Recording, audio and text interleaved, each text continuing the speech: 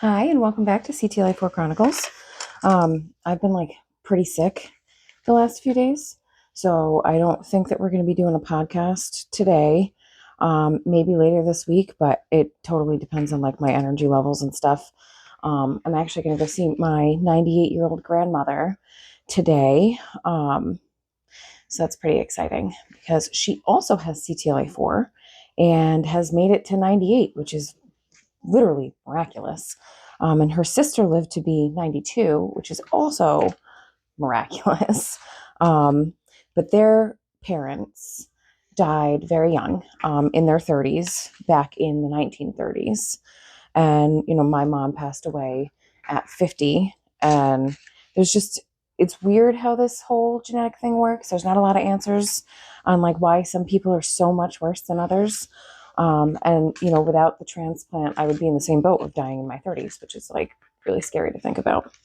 But one thing I wanted to touch on today that not a lot of people know about bone marrow transplants is that if you have a lot of allergies before transplant, they could just disappear because of the new immune system you have. And you could get new allergies from your donor.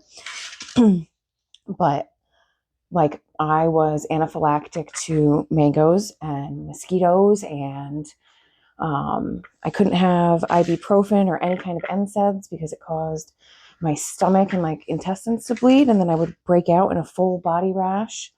So I couldn't even touch that stuff. And I remember one time I was so sick with whatever was going on with my uterus because I had T-cell infiltration into my uterus.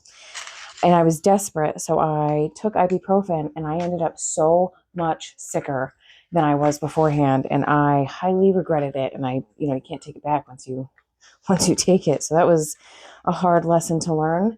And I had been able to use ibuprofen and NSAIDs and stuff when I was a child, because when I was about 10 years old, I was crippled for almost an entire year. I was back and forth to the children's hospital almost daily, and they couldn't figure out what exactly was wrong with me. So they ended up labeling it as post-strep reactive arthritis. And I don't even remember being on steroids, but I was also really young. So I remember taking ibuprofen all the time. And then my lips started to swell after I was on it for, almost a year on and off.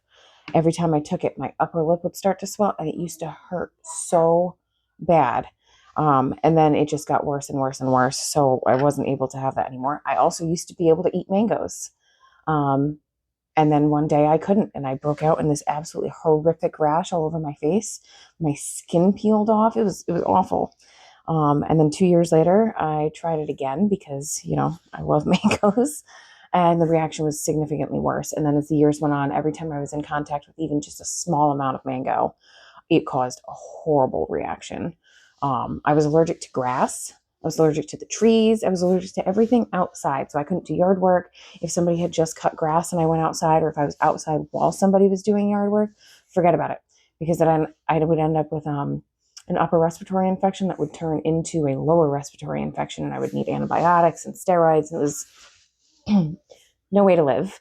Versus now, I don't have any allergies at all, which is wild, and I love it.